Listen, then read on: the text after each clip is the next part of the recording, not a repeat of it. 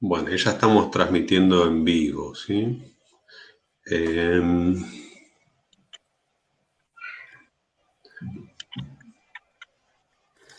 Aún no veo que haya gente conectada.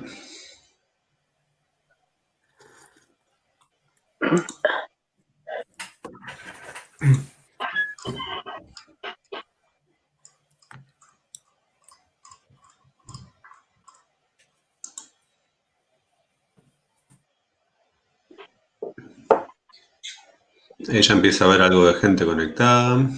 Se van sumando unos poquitos.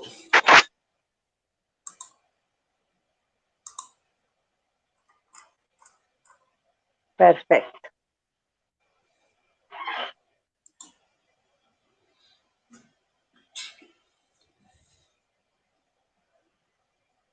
Ya hay algunos saludos de felicitaciones.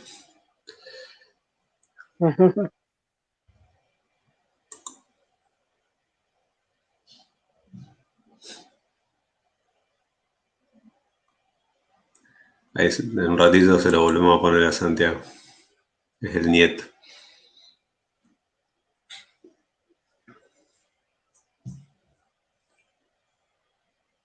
Bueno, para quienes recién se van conectando, vamos a esperar unos minutitos, nada más.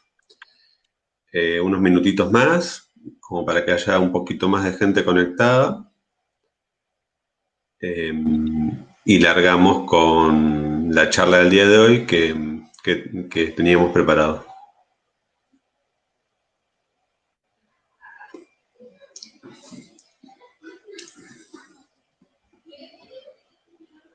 Santiago, ya empezás a tener acá algunos saludos. Por ejemplo, acá está tu nieto.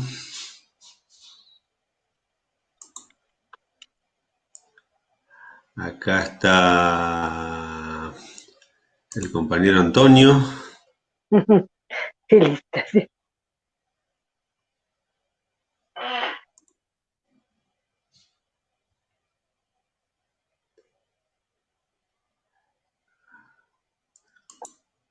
Hay otra gente que está saludando. Supongo que son conocidos tuyos, Santiago.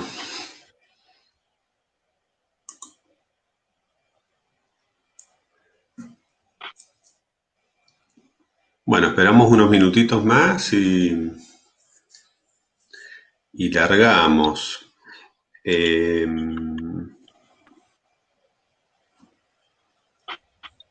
por ahí yo puedo ir comenzando con una breve presentación por parte nuestra para después cederle la palabra a Agnes Impicini del Departamento de Geología y Petróleo, mientras se va sumando acá más gente.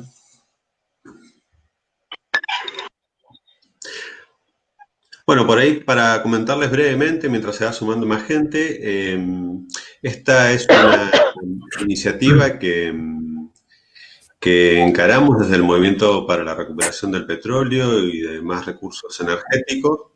Eh, digamos, un movimiento que ya tiene varios años de existencia, que en muchas oportunidades nos hemos encargado de hacer más charlas o iniciativas relacionadas con aspectos, eh, digamos, políticos en torno a los hidrocarburos, desde ya que somos un movimiento que de alguna manera plantea la posibilidad de una, digamos, de jerarquizar la soberanía de nuestros recursos y ver cómo parte de esas riquezas, digamos, se pueden aprovechar de otra manera para nuestra sociedad, para nuestro país. Y en este caso, por ahí, la idea era hacer un ciclo de charlas más de orientación técnica y divulgativas, ¿sí? Eh, por ahí con algunos elementos básicos de algunas temáticas, y en el caso del día de hoy es una charla enfocada a aspectos de la geología general, centrados en, bueno, ¿qué es vaca muerta, no? Eh, por ahí esa era la intención nuestra desde el movimiento y, digamos, dado que Santiago, bueno, Santiago Benotti, digamos él forma parte también del Movimiento para la Recuperación del Petróleo, pero por ahí dejo un poco más, como también es docente de la Facultad de Ingeniería, dejo por ahí algunas palabras de presentación para sumar a esta charla por parte del Departamento de Geología y Petróleo. No sé, Áñez, si querés agregar algo. Justo me parece que en vez de silenciarse, se fue. A ver si ahora vuelve. No pasa nada, esto puede ocurrir. A ver, espera un segundo que le escribo por...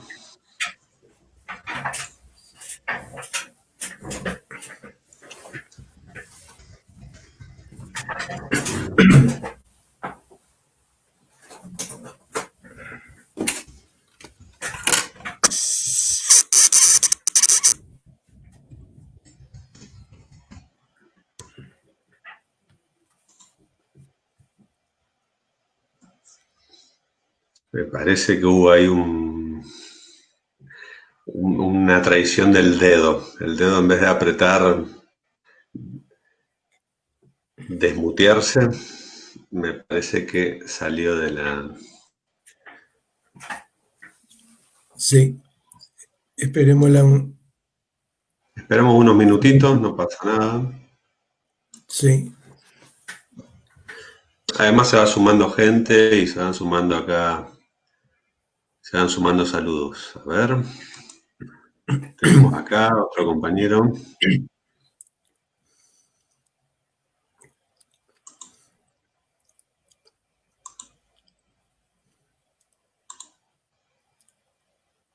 A ver.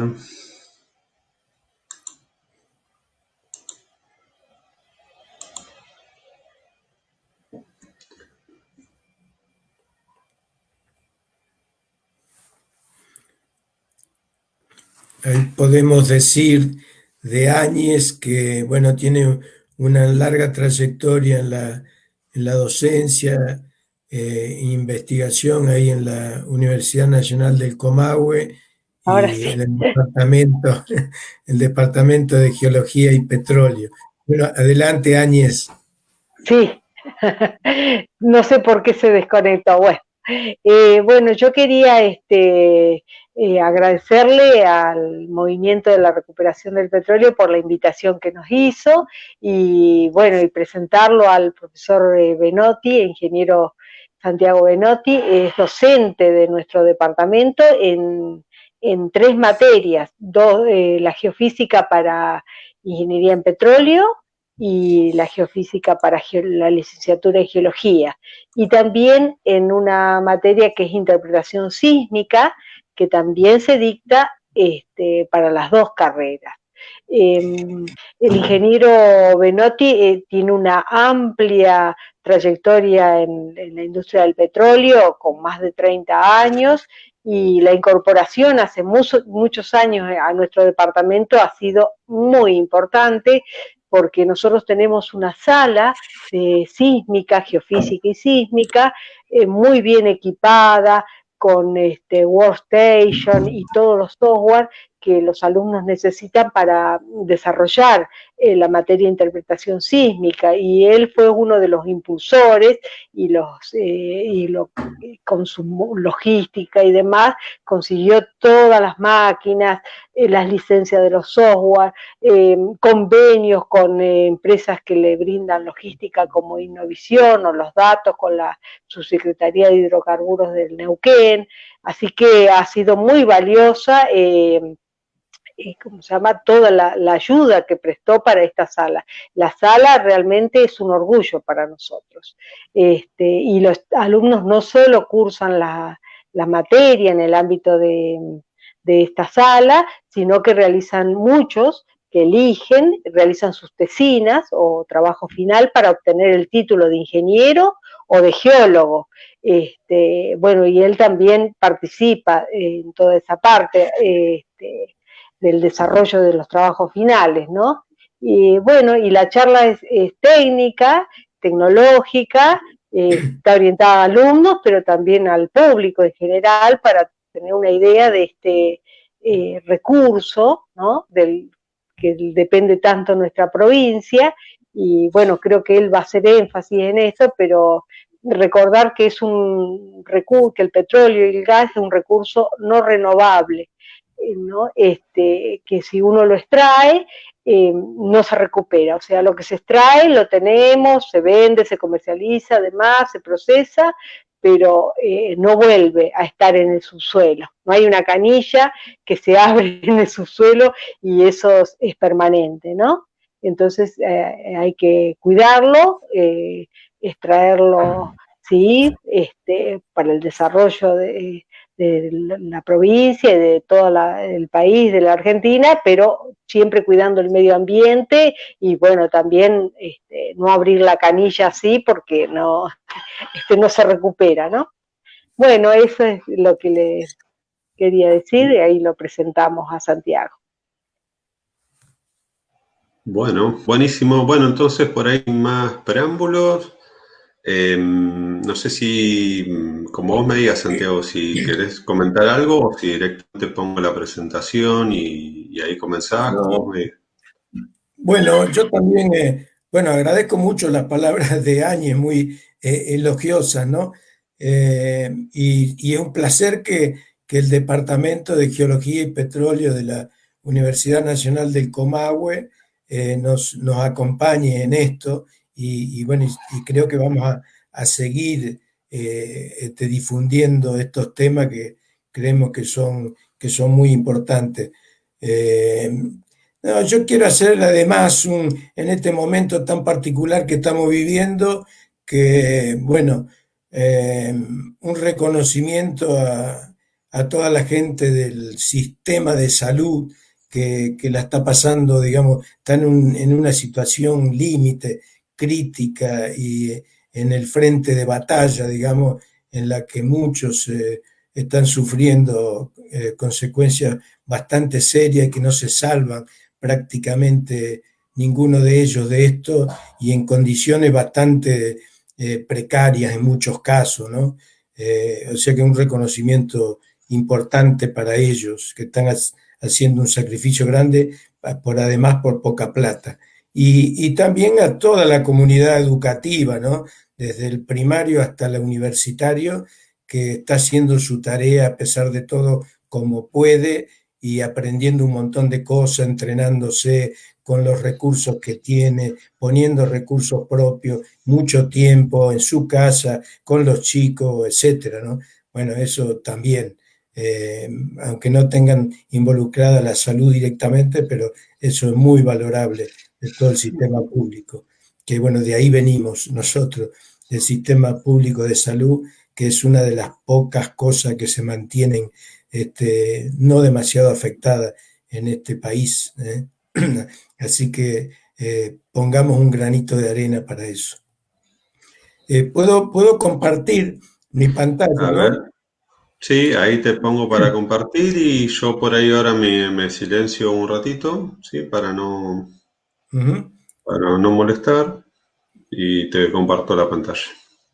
Bueno, voy a usar imágenes porque me parecen útiles para mostrar lo que quiero mostrar.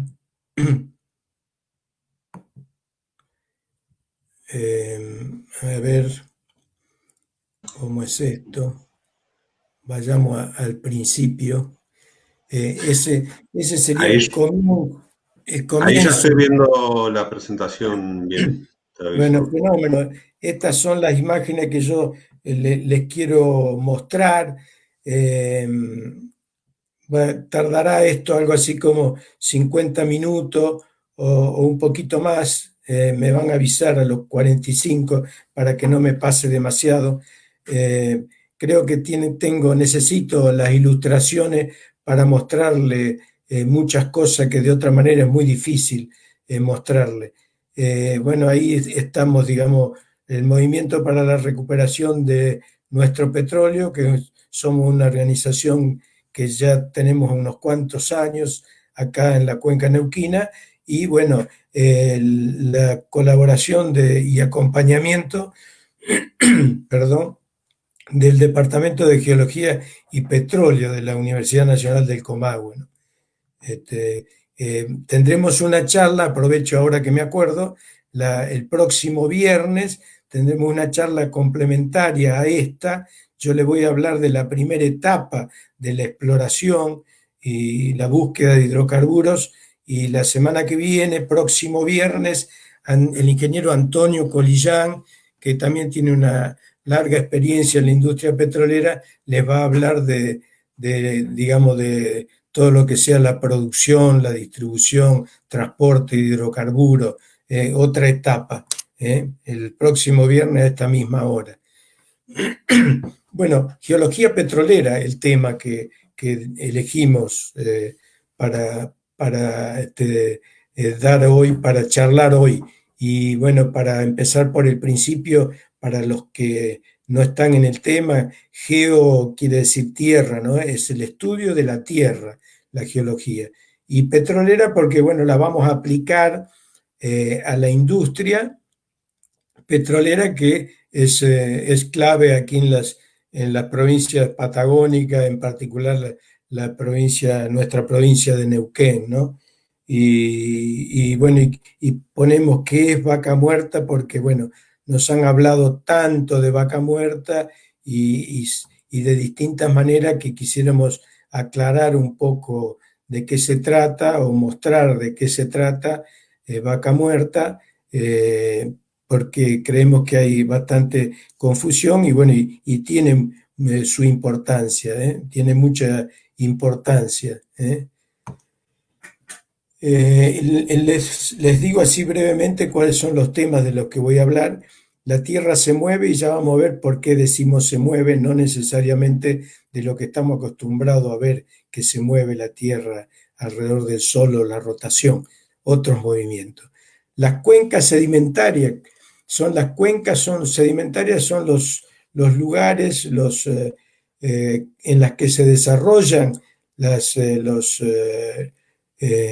industria hidrocarburífera, o se busca hidrocarburo en las cuencas sedimentarias. Ya vamos a ver qué son las cuencas sedimentarias. Depresiones o zonas bajas en las que se depositan los sedimentos. ¿Qué es lo que es la exploración petrolera? ¿Alguna idea?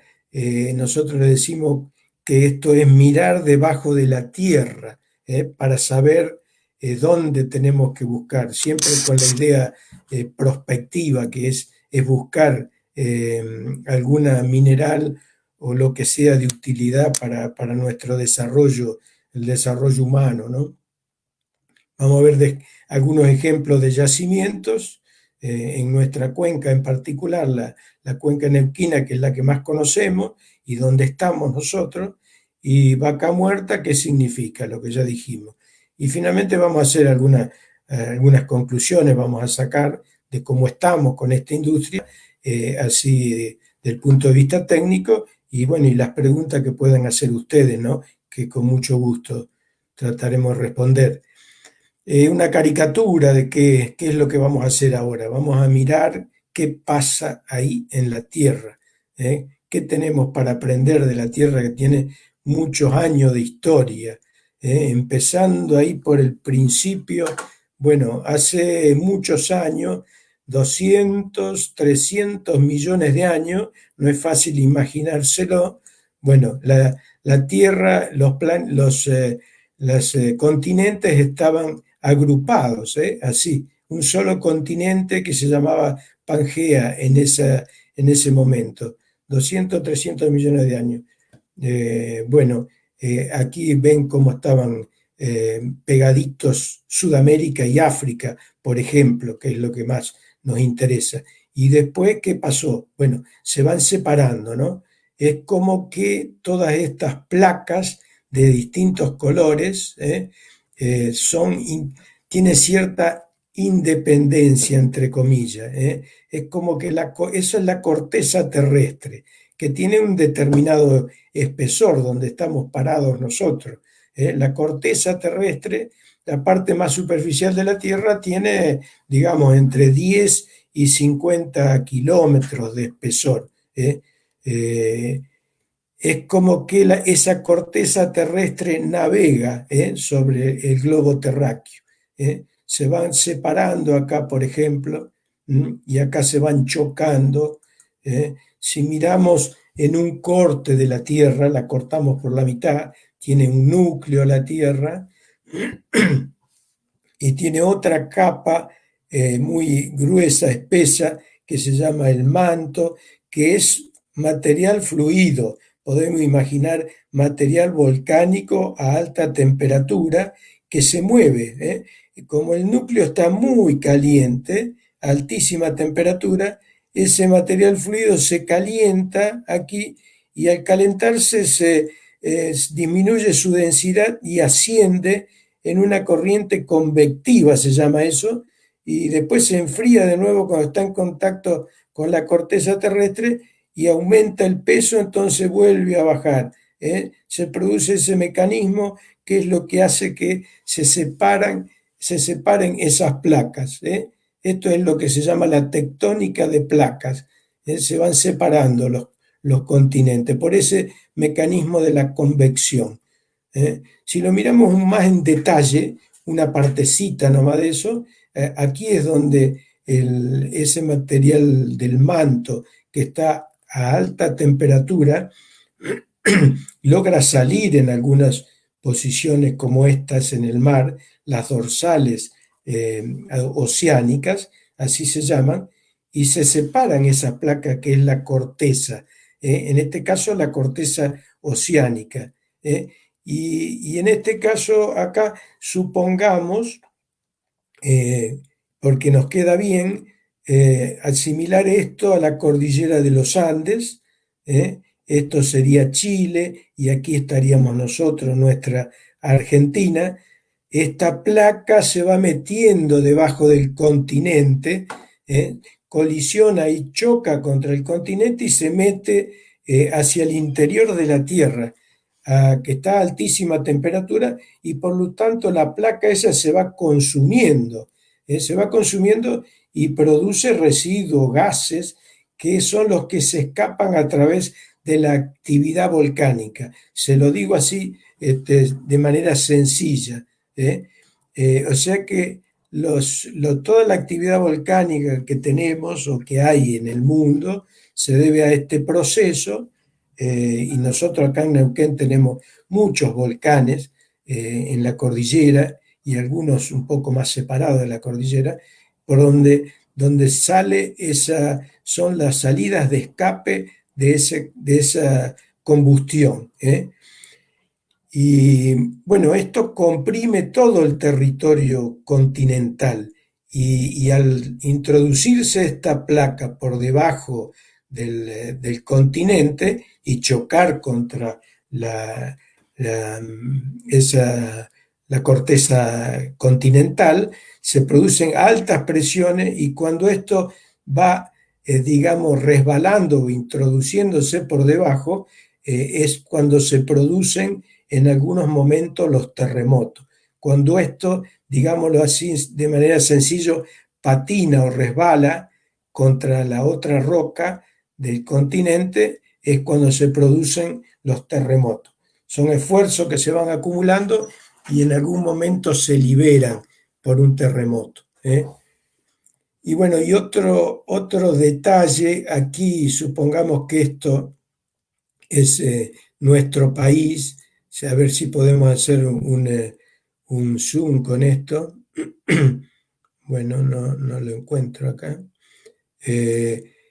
Esta depresión puede llegar a ocurrir, estas depresiones que generan lo que se llaman cuencas, lugares bajos donde se van a depositar sedimentos provenientes de los lugares altos y se van rellenando de sedimentos.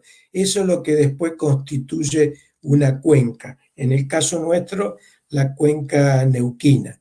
Bueno, continuando, esto es otra imagen en la que se ven los continentes y todos esos puntitos rojos que se pueden ver acá en los bordes, sobre todo en particular los que nosotros podemos percibir más son terremotos que se han producido en los últimos tiempos y registrados acá en la costa del Pacífico, Chile, Perú, donde hay muchos terremotos, y en otros lugares del mundo. Las dorsales, donde se separan las placas, también tienen actividad volcánica, aunque es menor, de menor magnitud.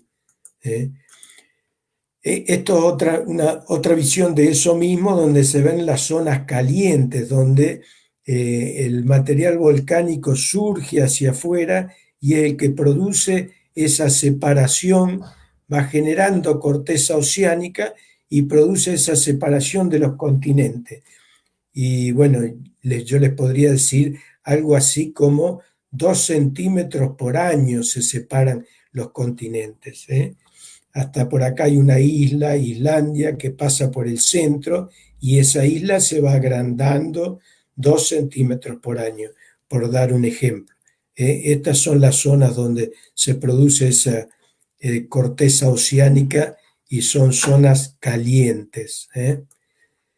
Y bueno, y acá vayamos a nuestra Argentina, y ahí lo que vemos en este mapa de la Argentina son las cuencas sedimentarias, y hay cuencas sedimentarias que son productivas de petróleo y gas, como el caso de la cuenca neuquina. Esas manchas verdes indican que son productivas, igual que la cuenca cuyana, la del noroeste, la del Golfo de San Jorge y la austral.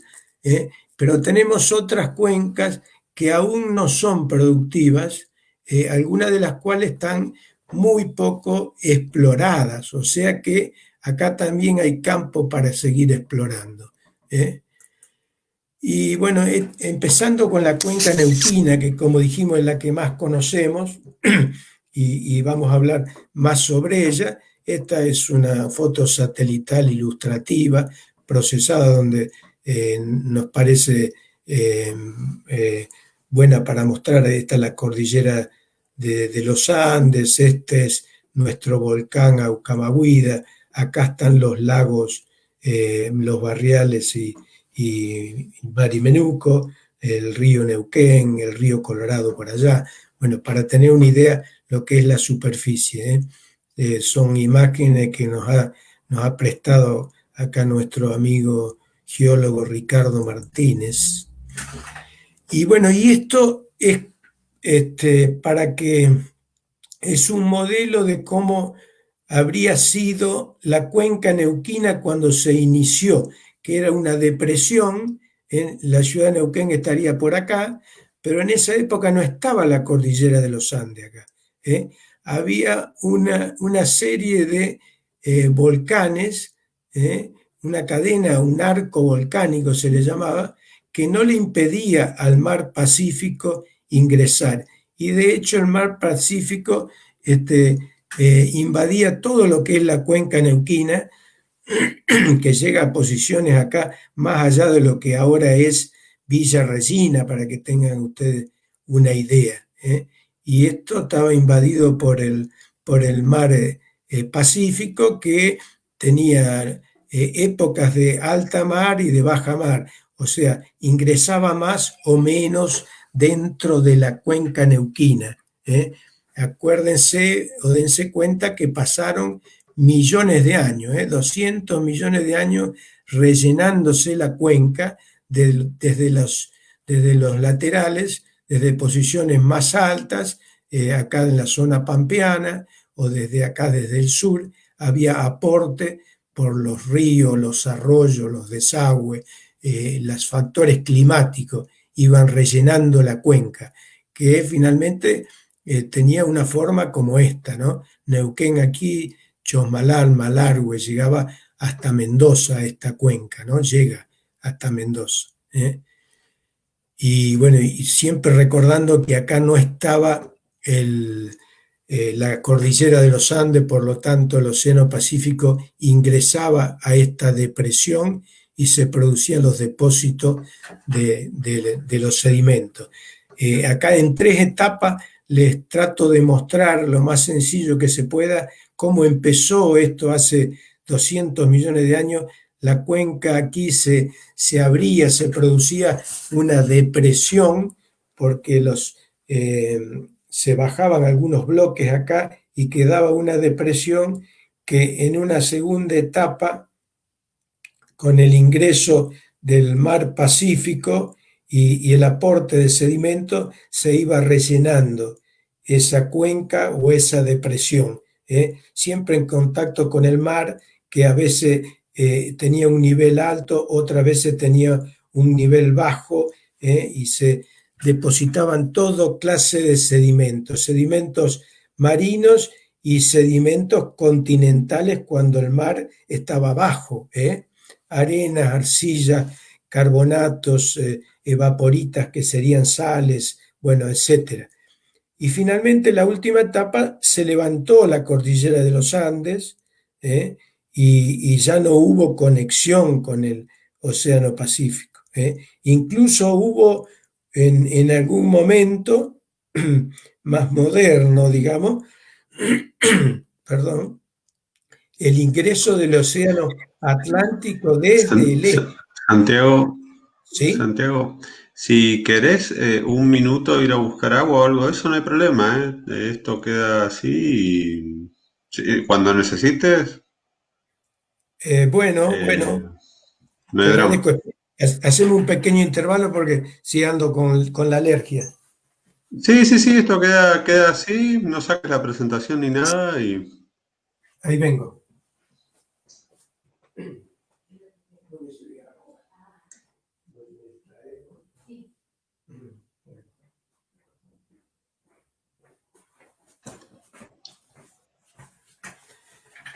Bueno, ahí me proveen agua. buenísimo.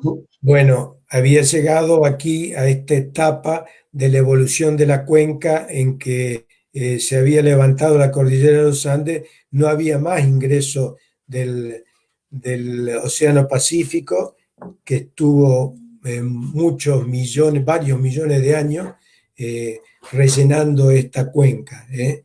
Y le decía que incluso hubo un arribo del Océano Atlántico a esta región, por eso hay algunos sedimentos en la cuenca neuquina que pertenecen a depósitos con influencia del Océano Atlántico.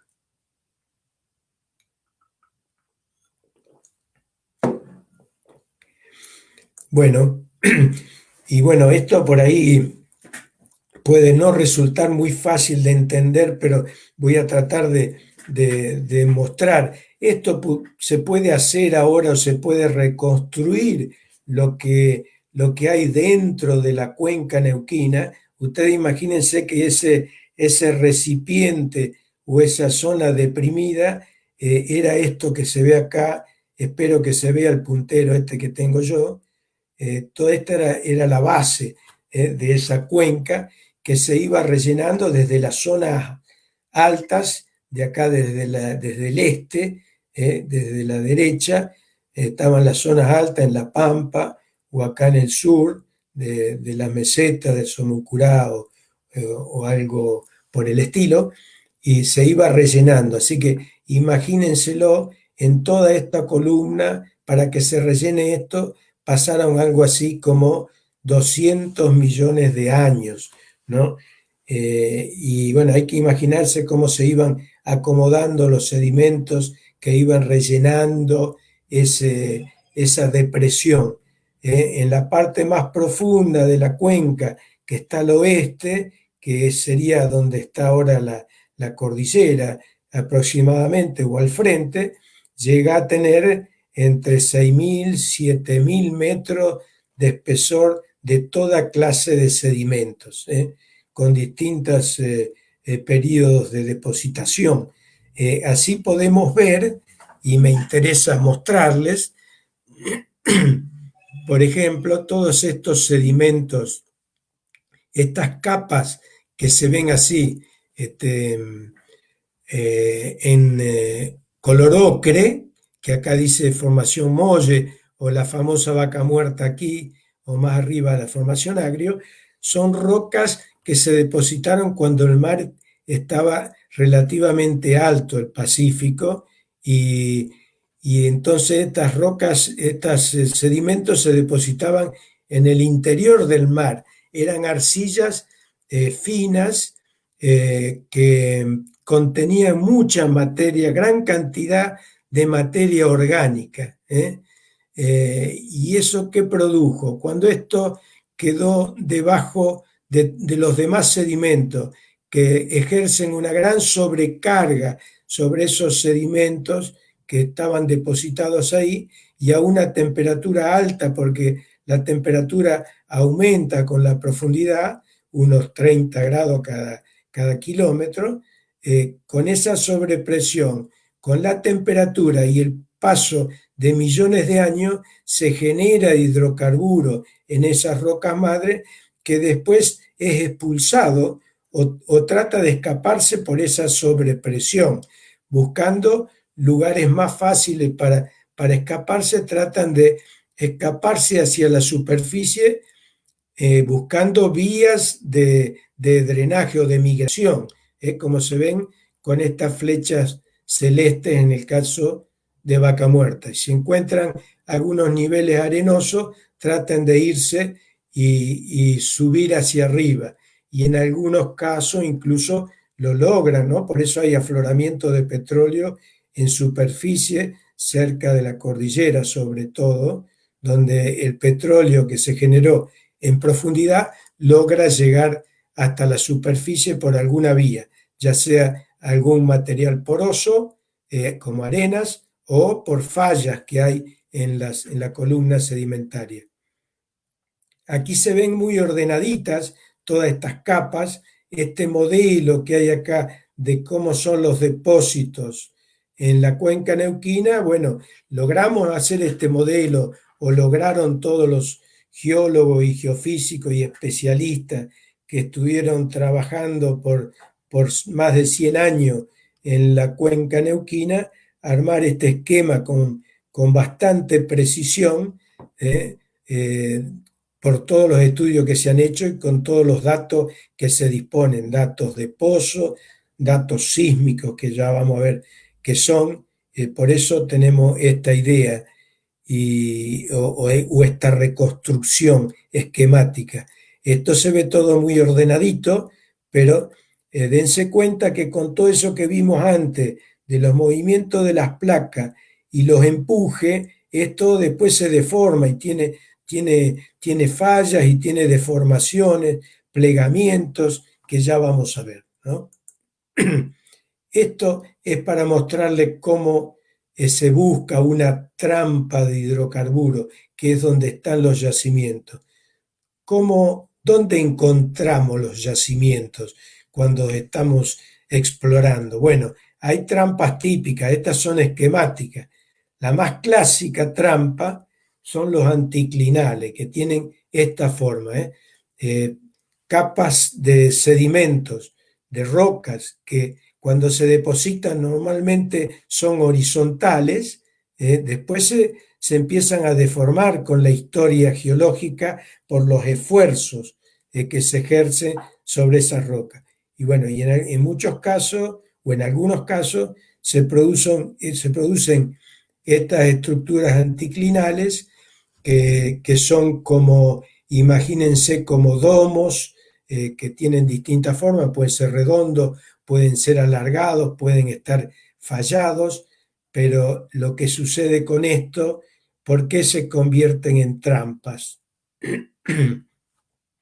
Los hidrocarburos se generan en las rocas madres, esa que yo le mostraba, que son rocas generadoras que tienen mucho contenido de materia orgánica, y al madurar con la presión y la temperatura la expulsan. Bueno, si encuentran una roca reservorio como esta, que las rocas reservorio son las que tienen porosidad y permeabilidad, el petróleo trata de escaparse por acá, pero se escapa hasta que puede encontrar una roca que se llama sello, que no tiene porosidad ni permeabilidad y por lo tanto queda entrampada, ahí queda entrampada el petróleo, por arriba el gas, que es el más liviano, después el petróleo y por debajo el agua. Eso es un yacimiento típico y son los yacimientos más fáciles de encontrar y los que se encontraron primeros. Ya de esto quedan pocos, y sobre todo los más grandes se han encontrado.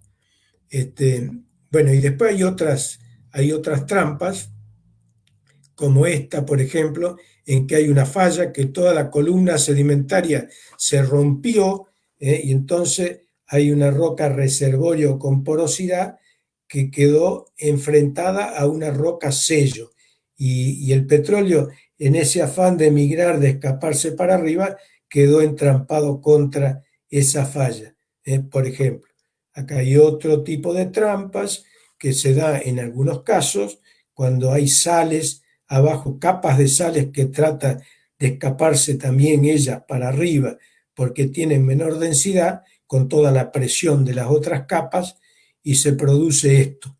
O intrusivos, que intrusivos son rocas volcánicas que también tratan de escaparse para arriba y en algunos casos salen afuera como volcanes, ¿no?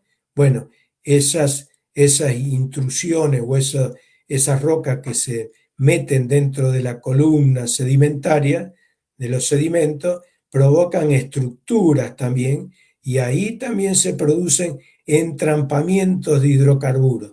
En ese afán de escaparse para arriba, quedan entrampados contra la sal o contra ese material volcánico.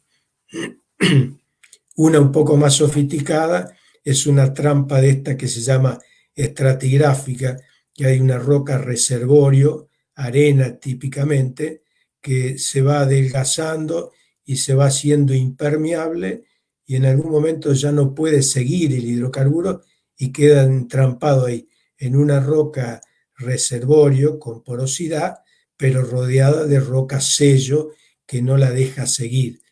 Bueno, esos son los yacimientos que típicamente, o algunos de los yacimientos que típicamente buscamos cuando buscamos petróleo. Y bueno, y se empieza por perforar una vez que uno ubica una zona como esta, o más o menos identifica un anticlinal, por ejemplo. Al principio, cuando no había método para mirar debajo de la tierra, los geólogos lo que hacían era mirar las capas que estaban en superficie. Veían que una capa acá abusaba para allá, o sea, estaba inclinada para este lado, otra para este lado, y por lo tanto deducían que abajo podía haber un anticlinal. Esos fueron los primeros descubrimientos, como el de Plaza Winkle hace 102 años, más o menos con ese razonamiento debe haber sido. Bueno, se perfora un pozo que es de exploración. Una vez ubicado uno o más, una vez ubicado el yacimiento, con un solo pozo no se drena o no se saca todo el petróleo que hay abajo. Se necesitan más pozos. Por eso se hacen pozos de desarrollo. Tantos pozos de desarrollo como sea necesario para sacar todo el petróleo. Nosotros decimos, se ponen muchas bombillas en el recipiente para poder sacar más rápido o poder sacar todo el petróleo que hay abajo. El yacimiento puede ser más o menos grande, se pueden necesitar 10 pozos, 100 pozos o hasta 1000 pozos para desarrollar un yacimiento. Nosotros tenemos yacimientos de hasta 1000 pozos. Y bueno, este es un corte, imagínenselo, estamos mirando abajo de la tierra, cómo quedó la cuenca neuquina, y esto lo conocemos, como dijimos, después de 100 años de exploración y de estudios. Esta era la base de la cuenca. La base de la cuenca era material volcánico o directamente granitos en algunos casos, y lo que lo rellena son material sedimentario, que se fue acumulando ahí por 200 años. Esto es un corte que va, para que tengan una idea, entre Plaza Winkle, ahí al sudoeste, y más o menos la ciudad de Catriel, al noreste. Acá hay un mapita de la cuenca neuquina, tendría más o menos esa dirección. Y para que vean cómo están acomodadas las distintas capas de rocas que se han depositado y cómo quedan algunas estructuras, esta estructura gigante que se la llama dorsal de Winkle, que fue una falla que estuvo en movimiento durante muchos años, que bueno, que ahora por suerte está inactiva hace ya millones de años, ¿no? O sea que no tenemos que tener en principio miedo de movimientos sísmicos. Pero bueno, hay acumulaciones de petróleo en distintas posiciones de esta columna. Acá en estas posiciones deben ser donde se perforó el primer pozo allá en Winkle, que a 600 metros encontraron petróleo en 1918, ¿no? Y bueno, y acá les quiero mostrar el yacimiento de gas estrella de nuestra cuenca, Loma La Lata, que fue descubierto por allá por los años 70 y que en ese momento fue el yacimiento de gas más grande de Sudamérica, una gran acumulación de gas en estos niveles aquí. Después vamos a ver un poco más en detalle, que también tiene petróleo en algún nivel. Y hay otro yacimiento acá más cerca de Catriel, más de uno, que produce petróleo también. Y otro corte, en este caso este-oeste, pero en la zona de mayor producción, en este caso de petróleo, estos yacimientos, Chivúa, la Sierra Negra, el Trapial, Puesto Hernández, son los yacimientos que más petróleo han aportado a la producción de la cuenca neuquina. Y bueno, en este corte se ven algunas cosas muy interesantes. Imagínense que cuando se depositaron todas estas capas de sedimentos, cuando estaba el mar acá, todo esto estaba aproximadamente horizontal, pero ahora ya no están así. Vean esto es lo que se llama la faja plegada, tiene que ver con la cordillera, con el empuje de esa placa que vimos al principio, que sacó hacia afuera las capas que estaban en el subsuelo y en algunas partes están erosionadas, han sido erosionadas por el paso de los años, ¿no? Muchos años se han ido erosionando las montañas que quedaron afuera, pero están expuestas en superficie, estas rocas que antes estaban abajo. Y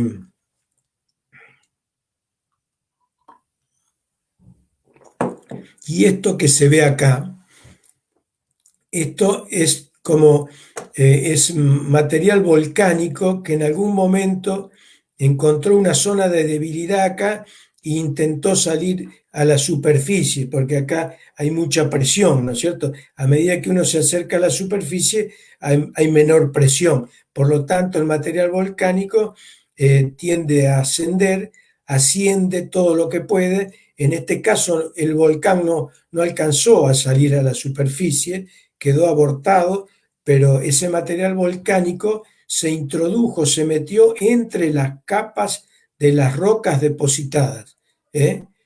¿Y qué produjo eso? Un levantamiento de las capas más superficiales. Quedó un anticlinar, para suerte nuestra de la explotación de hidrocarburos, un gran anticlinal, que ahí es donde se entrampó el hidrocarburo que se fue escapando. Son estos yacimientos que han producido y siguen produciendo todavía gran cantidad de petróleo. Puesto Hernández pasó igual, era una arena por la cual fue migrando el petróleo y que en algún momento quedó entrampada. Incluso en los bordes, esto que ya está en la provincia de La Pampa, también quedó entrampado el petróleo ahí cuando no pudo seguir el camino, digamos, escaparse a la superficie. Ahí, a ver si, perdón, ¿no? Sí, me olvidé de mencionar que acá son colegas nuestros, profes de la facultad, como Arregui, y bueno, nos hacemos un recordatorio del querido Osvaldo Carbone, que nos dejara hace un tiempo corto. nada más, siendo bastante joven.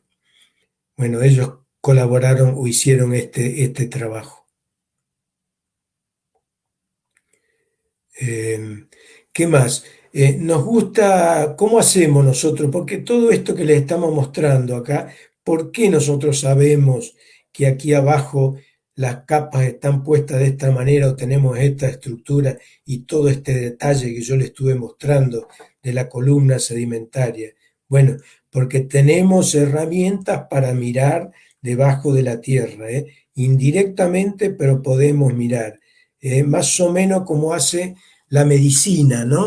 La medicina moderna. Antes se usaba nada más que un estetoscopio para escuchar los ruidos internos del cuerpo humano. Bueno, ahora empezó habiendo radiografías, eh, hay ecografías ahora, pueden ser en 2D o pueden ser en 3D, en que se puede ver el bebé, en este caso, desde distintas ópticas, haciéndolo girar y mirando muchísimo detalle. Bueno, nosotros también tenemos métodos para mirar debajo de la tierra similares a esto, ¿no? Este sería uno de los métodos. Gráficamente le mostramos ahí, tenemos en superficie una fuente de energía, le llamamos nosotros, en este caso un camión vibrador. Antes se usaban explosivos ahí que se ponían en tierra, no eran demasiado ecológicos. ¿Qué sucede? Esto manda una onda acústica, comprime la tierra y manda una onda acústica con golpes, y como la tierra tiene distintas capas, como veíamos recién, que tienen distintas características físicas, en la interfase, digamos, donde se juntan las dos capas, parte de esa energía que se transmite desde la superficie se refleja y es captada por elementos acá en superficie que se llaman geófonos, que lo transforman en una señal eléctrica que es grabada en sistemas digitales en un camión. De estos se esparcen en el campo miles, esto es esquemático, ¿no? Miles y miles que escuchan, digamos, son aparatitos que escuchan el eco de lo que nosotros inyectamos, de la energía que nosotros inyectamos, el eco que rebota en cada una de las capas del subsuelo, que a nosotros nos va a servir para después ver qué forma tienen esas capas, cómo están distribuidas, si hay fallas, si hay entrampamientos, ¿no? Bueno, lo que se ve acá de fondo en azul vendría a ser una sección obtenida de esa manera, procesada, porque esto se registra, después se procesa y por último se interpreta. La primera etapa, que es la registración, que se hace con estos camiones vibradores, normalmente van 4 o 5 juntos y vibran en sincronismo perfecto, bueno, y todo el campo está regado con esos geófonos, que son aparatitos muy delicados y pequeños. Bueno, esa es la fuente de energía. Y en la primera etapa, que es muy costosa, ¿no? En el campo hay campamentos que tienen 100 o 200 personas y que están ahí meses registrando, ¿no? Muy cara la primera etapa. La segunda etapa es de procesamiento y la tercera de registración. Bueno, también se pueden registrar datos en el océano, ¿no? De la misma manera que en el campo, solo que los cables y los geófonos, que en este caso se llaman hidrófonos, que van flotando en el mar, tirados por cable, los tira un barco, y la fuente de energía son cañones de aire, que inyectan un pulso en el agua que genera una onda acústica que es registrada. Y bueno, este es más o menos el esquema de cómo el barco va tirando todas las ristras de los receptores, esos que van recibiendo la señal del subsuelo. O sea que en el mar también se puede registrar sísmica, que es de muy buena calidad. ¿Cómo queda el dato sísmico? Eso que registramos. Bueno, le pongo una muestrita acá, una sección 2D, una partecita se ve de esta manera. Esta es el contacto de distintas capas en el subsuelo, que se ven de esta manera. Nosotros las tenemos que interpretar. Bueno, de estas secciones 2D se hacen muchísimas, ¿no? Paralelas, perpendiculares entre ellas, de acuerdo a cómo convenga, cómo se supone que son las estructuras geológicas del subsuelo. Bueno, ahora más moderna, ya hace bastante años, se registra en 3 dimensiones. Entonces ya no tenemos un corte nada más, un corte de la Tierra, sino que tenemos un cubo de la Tierra. Prácticamente como que tuviéramos una porción del subsuelo con esta apariencia, y nosotros lo podemos cortar de la manera que querramos, investigarlo, de alguna manera sumergirnos o bucear dentro de este cubo para ver cómo están puestas las capas, las estructuras, si hay fallas, si hay entrampamiento, que nos permitan decidir dónde hay que poner el pozo exploratorio o desarrollar el yacimiento, ¿no? Esta es la última etapa de esto de la sísmica, que es la interpretación. Una vez que ya tenemos registrado y procesado el dato, se hace la interpretación en las oficinas, ¿no? Los geólogos, los geofísicos, los ingenieros. Generalmente conviene o se hace en equipo esto.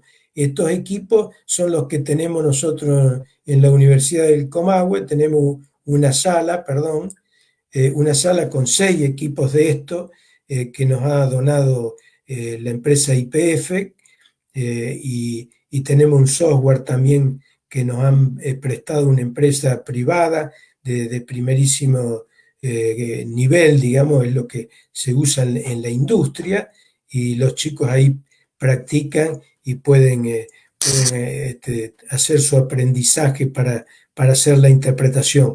Los datos sísmicos que usamos nosotros son reales, son de la cuenca neuquina, y nos lo provee la Subsecretaría de Hidrocarburos de la provincia de Neuquén, que tiene archivados prácticamente todos los datos sísmicos de la cuenca neuquina, una gigantesca base de datos que es de muchísima utilidad, ¿no? Y bueno, muy valioso eso. Esta es una manera de ver los datos sísmicos en 3D. Hay muchas maneras de verlo, pero es para poner un ejemplo. Nosotros esto, los intérpretes, los geólogos, lo tienen que interpretar, y para eso se usa también los datos de los pozos que se han perforado en la zona, para saber exactamente a qué pertenece cada una de estos niveles que vemos en la sísmica, y se puede procesar de distinta manera. Bueno, hay muchos recursos que no vamos a ver ahora, pero que ayudan muchísimo a entender qué pasa en el subsuelo.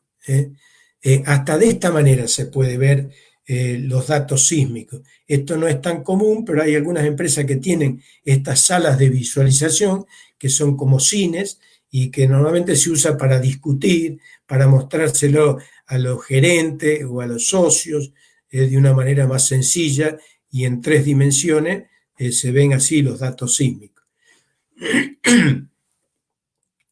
Esta, bueno, la cuenca neuquina.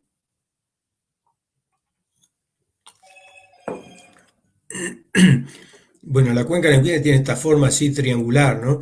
Neuquén está por acá y involucra también parte de la provincia de Río Negro, de La Pampa y de Mendoza. Malargüe anda por acá. Y acá se ve, bueno, la zona más productiva de petróleo de la cuenca neuquina es esta, en la zona del Rincón de los Sauces. Acá está Loma La Lata, que es el yacimiento más grande que hemos tenido y que tenemos. Y bueno, por acá fue el primer pozo perforado a 600 metros en el octógono fiscal en Plaza Huínculo. Bueno, en la zona de Catriel también hay bastante petróleo, que es esta. Esto fue descubierto, el pozo de Plaza Huínculo, en 1918. Doctor Keidel fue el que hizo los primeros estudios. Hay un total de pozos de aproximadamente 20.000 en la cuenca neuquina, ¿no? Hay otras cuencas, como la cuenca del Golfo de San Jorge, que tiene una cantidad parecida, ¿no? De pozos. Santiago, discúlpame, vos me pediste que te avise más o menos cuando llevaras 45 minutos. Sí, Llevas más o menos eso y son las 8. Yo como para que manejes bueno, los tiempos. bueno, sí, no creo que nos falta demasiado. Bueno, esto es para mostrar, es una foto satelital de la cuenca neuquina. Este es el volcán Aucamahuida, para que tengan una idea, los lagos, el lago, los barriales Marimenuco. Esto es la ciudad de Chomalal. Estos son afloramientos de la cordillera.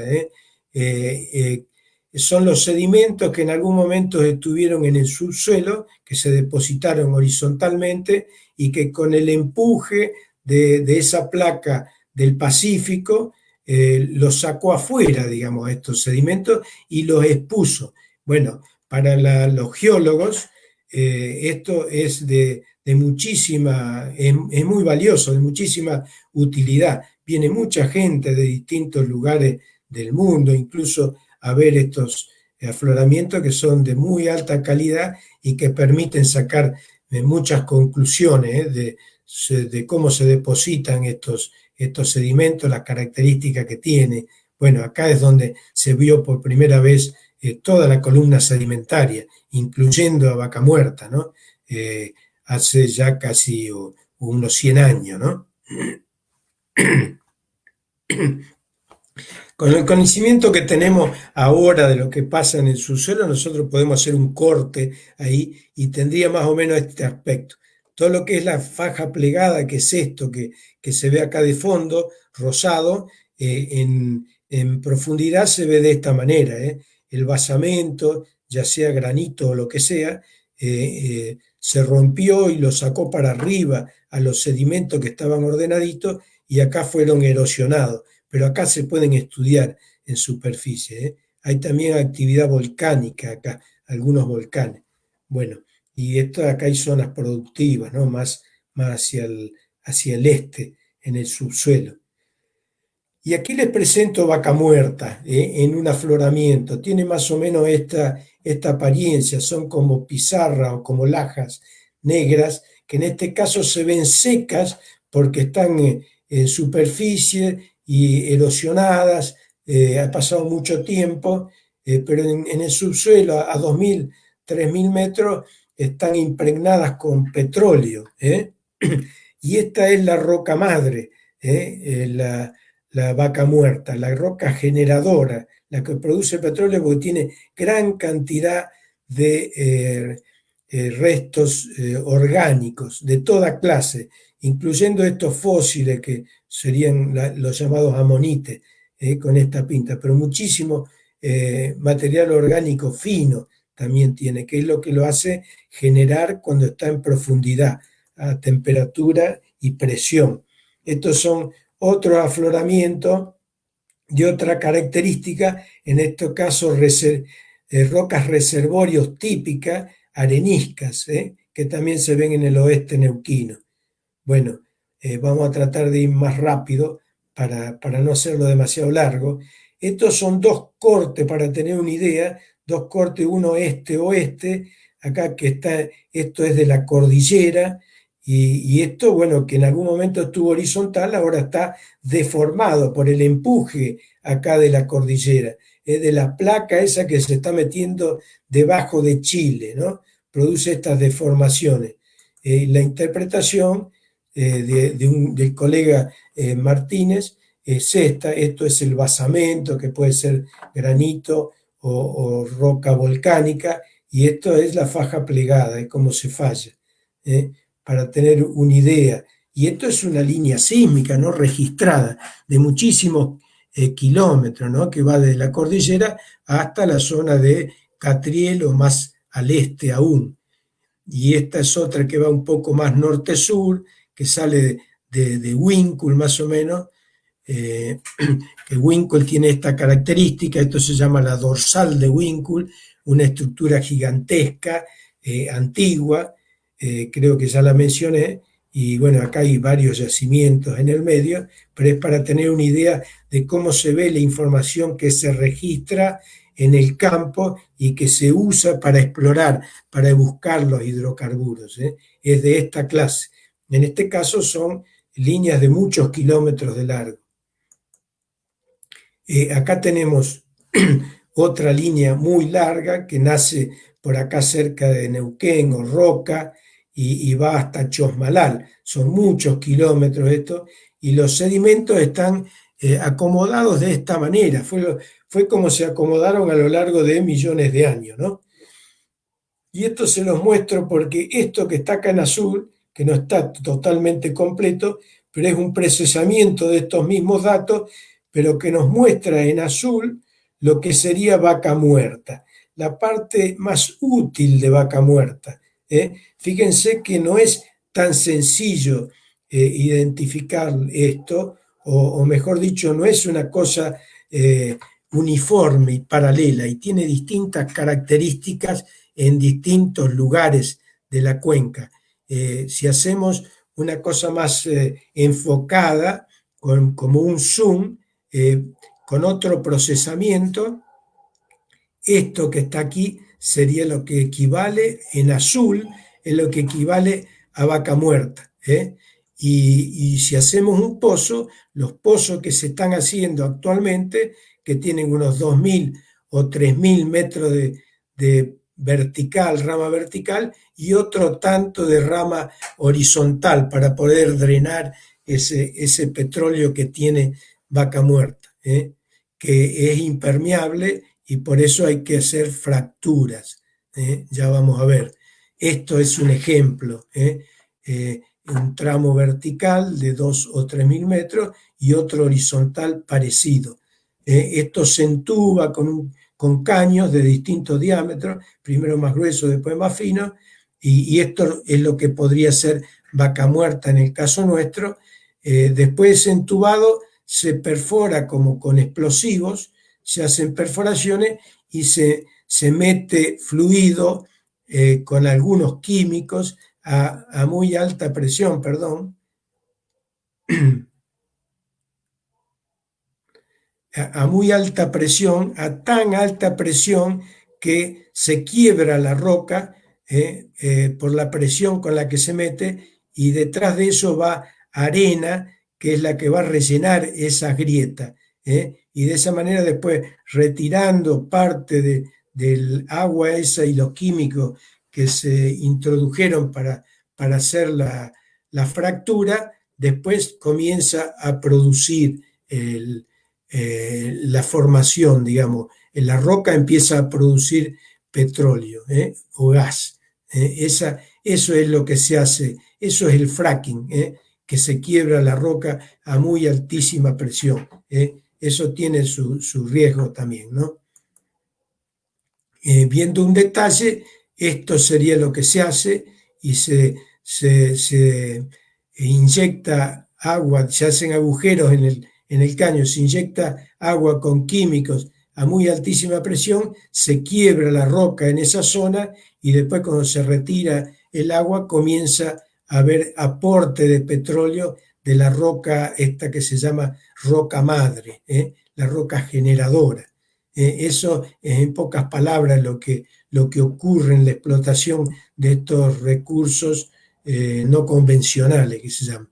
Así es como se ve una locación de un pozo. El pozo está por acá. Estas son bombas que son las que inyectan el agua y la arena a altísima presión hasta producir la fractura y después que se ponga a producir, ¿no? Bueno, esto es un detalle de cómo serían distintas clases de arena que se introducen en el pozo para que después sea permeable y se pueda sacar el petróleo. Esa es la manera que se hace. Esta es una forma, digamos, muy intensiva de producir en una roca como Vaca Muerta.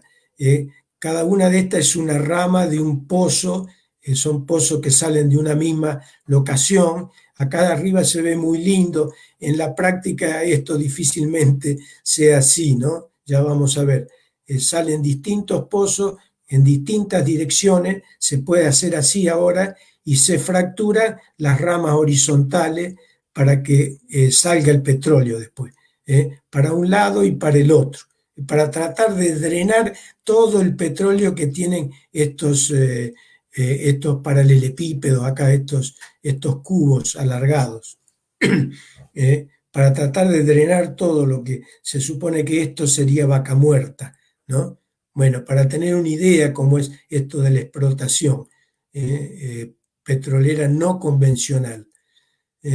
Bueno, y esta es la parte fea, digamos, de este tema, cómo queda el territorio. Esto es una foto satelital que ya tiene unos cuantos años, los viejos yacimientos nuestros, los más grandes, Chibú y la Sierra Negra, Puesto Hernández, el Trapial, acá cerca pasa el río Colorado. Bueno, es difícil que todo esto no contamine.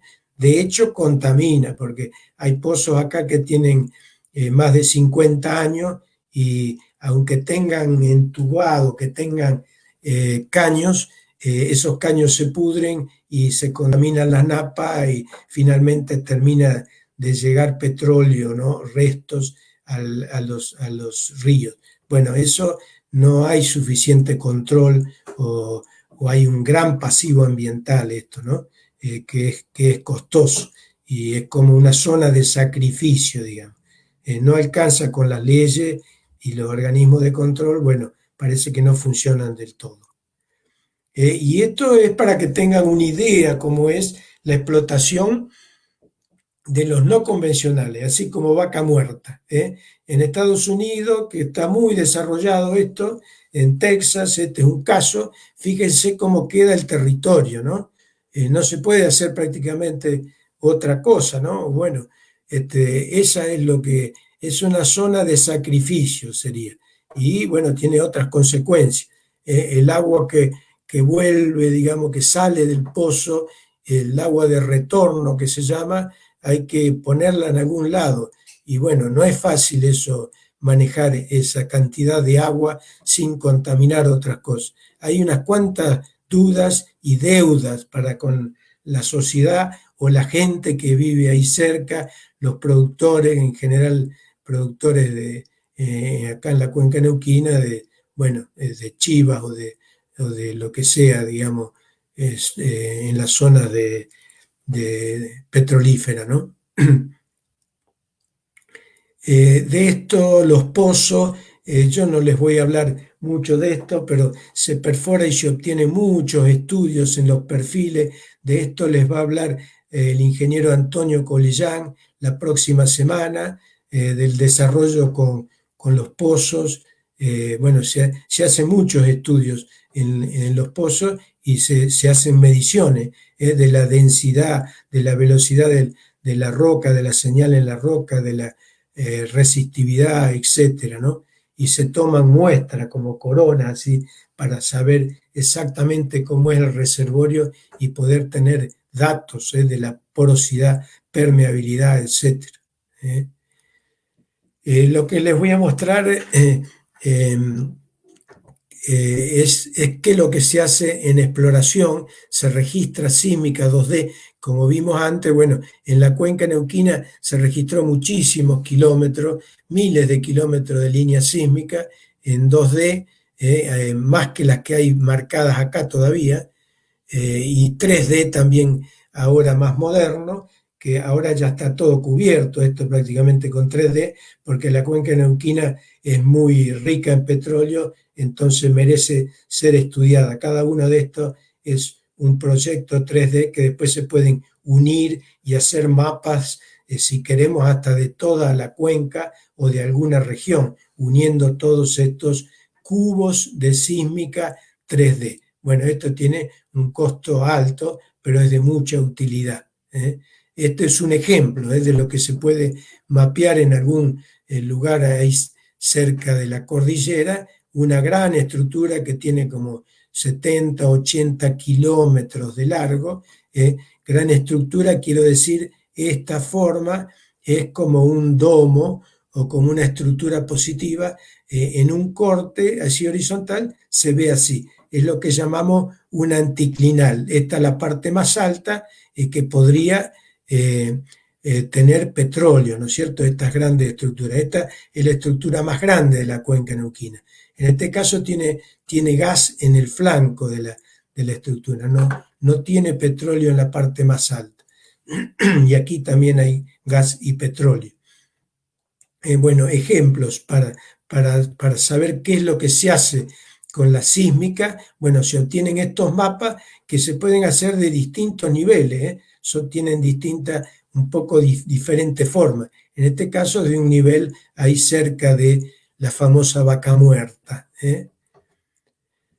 Este es otra línea sísmica, como se ve abajo de la tierra, digamos, una capa que es permeable, que son dunas que producen petróleo, ahí en el norte de la cuenca neuquina, y que son dunas y se ve en la sísmica, donde la duna es más espesa y donde es más delgada. Un mapa se vería de esta manera. Y las dunas también desarrolladas donde están los colores oscuros, acá marrón y amarillo, y donde es azul no hay arenas, por lo tanto no hay petróleo. Y entonces se perfora donde están esas dunas, es de mucha utilidad. Esta es otra estructura que se ve en una sección sísmica, que es de la manera en que nosotros miramos abajo de la Tierra, y acá esta es una estructura importante que también produce petróleo y gas. Más cerca de Catriel esto, aquí en Neuquén. Hay fallas donde está fallada toda la columna sedimentaria.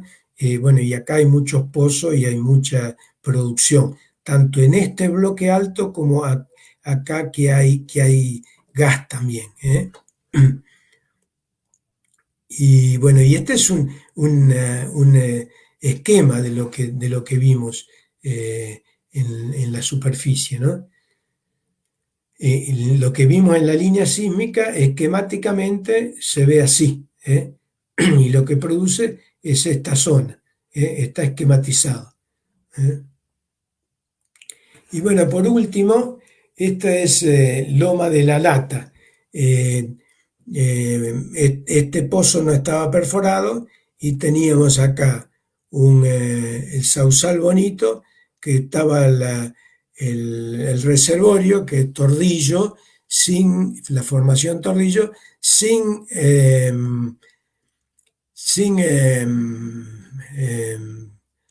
porosidad, no, sin porosidad y sin permeabilidad. O sea, no podía producir petróleo, a pesar de que en general Tordillo es una roca reservorio. Pero en este caso no había reservorio, y eso está aquí cerca del lago Marimenuco, ¿no? Y después teníamos otros pozos más alejados, más al este, que estos Sierras Blancas, que tenían un buen reservorio con arenas, pero tenían agua. Bueno, y algún geólogo de exploración de YPF, que siempre andaban buscando estas cosas, encontraron, se les ocurrió que en el medio, digamos, entre esto poroso y permeable y esto impermeable, tenía que terminarse, tenía que haber un cambio. Por lo tanto, propusieron este pozo que se llama Loma La Lata 1, porque es el primero, y bueno, y ahí hicieron el gran descubrimiento del pozo Loma La Lata en Tordillo, que también la llaman Sierras Blancas, porque ahí era permeable, y encontraron el yacimiento de gas más grande en ese momento de Sudamérica, con una gran acumulación de gas que se explotó por muchos años y se sigue explotando. Bueno, En esta zona había estado otras empresas como Exxon en 1960 que habían hecho algunos pozos, pero que no habían logrado ubicar este reservorio, este yacimiento. ¿Eh? Bueno, y finalmente, la última diapositiva, que es esta, nos muestra, perdón,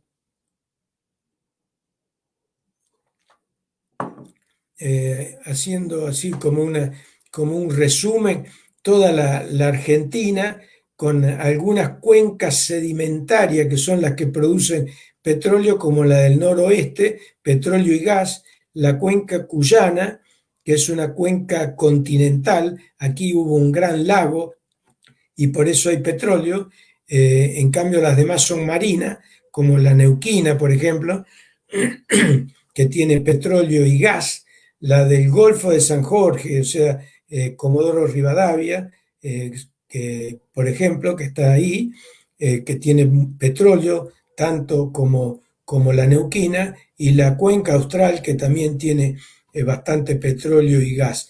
Pero tenemos otras cuencas, algunas muy grandes, que están poco exploradas, y después de que YPF dejó de explorar en los años, al fin de los 80 y 90, no se siguieron explorando. Tiene muy pocos pozos exploratorios y bueno, para los jóvenes estos son objetivos futuros, para seguir explorando. Algunas tienen chance de ser productivas todavía, pero se ha dejado de explorar en los últimos años en estas cuencas.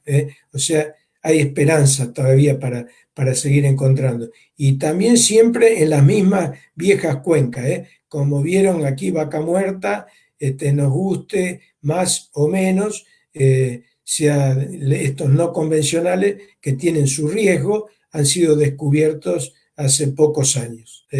Bueno, eso es todo por mi parte por ahora, pero bueno, podemos discutir, charlar, y si hay preguntas para hacer, con mucho gusto. Bueno, a ver, vamos a...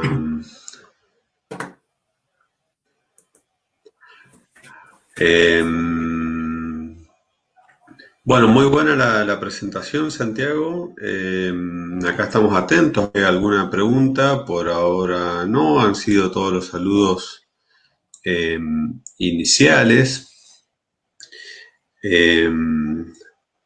Bueno, pero por ahí la primera que uno podría hacer entonces, ¿qué es Vaca Muerta? Si uno hiciera esa primera pregunta, si se tuviera que responder en pocas palabras, que era como el título, mientras esperamos a ver si alguien más hace alguna pregunta.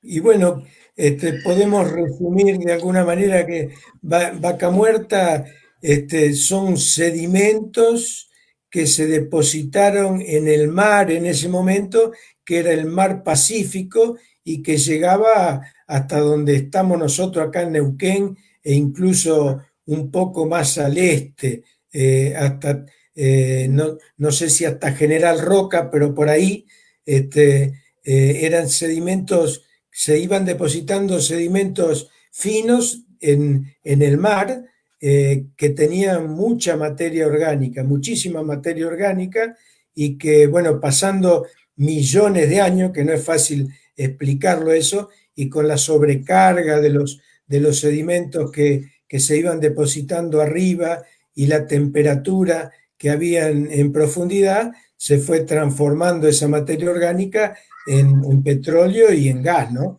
Eso es Vaca Muerta. Y bueno, tiene un intervalo, un espesor que es variable, pero que puede superar los 100 y hasta los 200 metros, ¿no?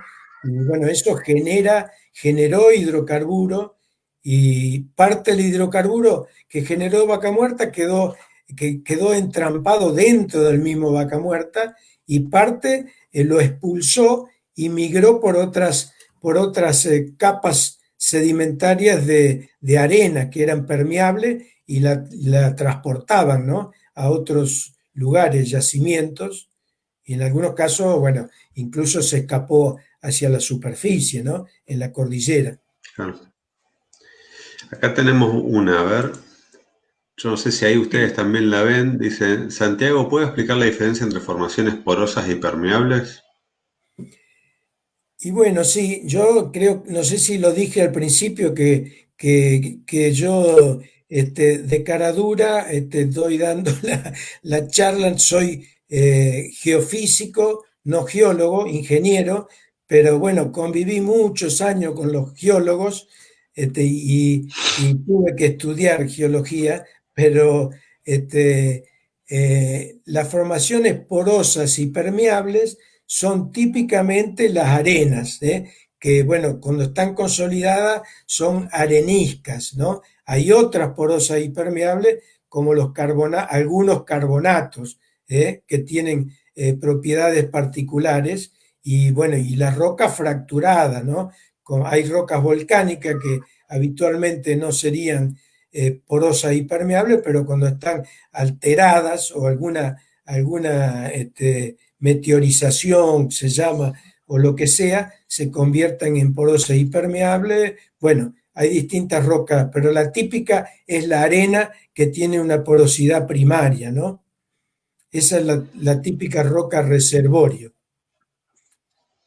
Está bien. La vaca muerta, por ejemplo, no tiene porosidad primaria, es impermeable.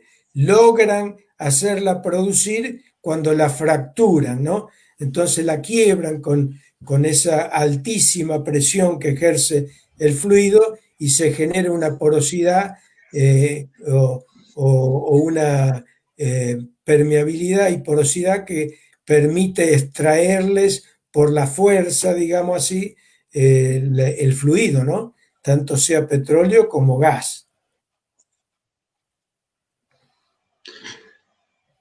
Bueno, acá tenemos otra pregunta.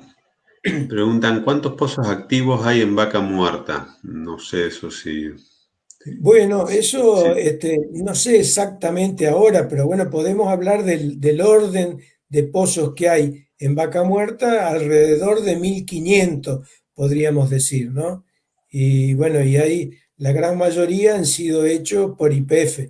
Al principio prácticamente el que perforó pozos a Vaca Muerta fue una tarea que se le asignó a YPF. De hecho, era una tarea riesgosa porque no se sabía si eso iba a funcionar y bueno, le tocó a YPF hacer el gasto grande, porque el gasto grande que bueno, YPF tiene mayoría del Estado, o sea que todos los argentinos ahí pusimos mucha plata para averiguar si Vaca Muerta efectivamente era rentable y podía producir. Bueno, ahora después de 10 años, prácticamente, u 8 años de experimentar y hacer esos 1500 pozos, sabemos que tiene su potencial, digamos, que producen y pueden ser rentables, digamos, pero bueno, otra cuestión es la cuestión ecológica y nosotros decimos que no ha sido una decisión muy nuestra de los argentinos el producir en Vaca Muerta. Ha sido una decisión política, pero bueno, como no manejamos totalmente, sobre todo en ese momento, la industria petrolera, bueno, fue una decisión algo impuesta, digamos. Y bueno, está dando resultados desde el punto de vista productivo, porque ya el 20% de la producción nacional es de vaca muerta y en la cuenca neuquina como el 70%, ¿no?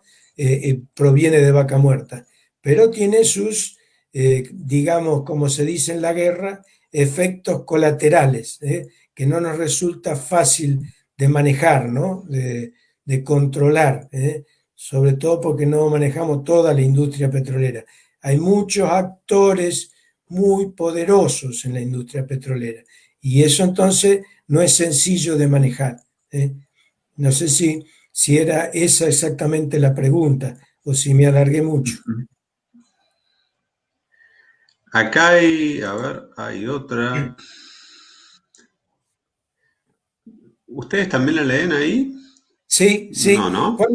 ¿Sí? ¿Cuántas fracturas y cuánta agua se utiliza aproximadamente por fractura en un pozo no convencional como Vaca Muerta? Bueno, hay muchas etapas de fractura, porque se hace por etapas, ¿no? Se empieza por el fondo del pozo, que normalmente es una perforación horizontal ahora, son las que dan más resultados, y bueno, y se va haciendo por etapas. Y puede haber ahora ya no estoy tan seguro porque esto evoluciona muy rápidamente y yo ya no estoy ahora activo en la industria petrolera, pero pueden ser 10 o 20 etapas de fractura, empezando por la más profunda. Y eso, no me acuerdo qué más decía la pregunta, porque no la estoy viendo ahora. Ah, ¿Y cuánta agua se utiliza? Bueno, en principio se utilizaba una gran cantidad, algo así como 30.000 metros cúbicos de agua, ¿eh? Una cantidad muy grande de agua. Creo que ahora se ha optimizado eso y se utiliza menos volumen de agua, ¿eh?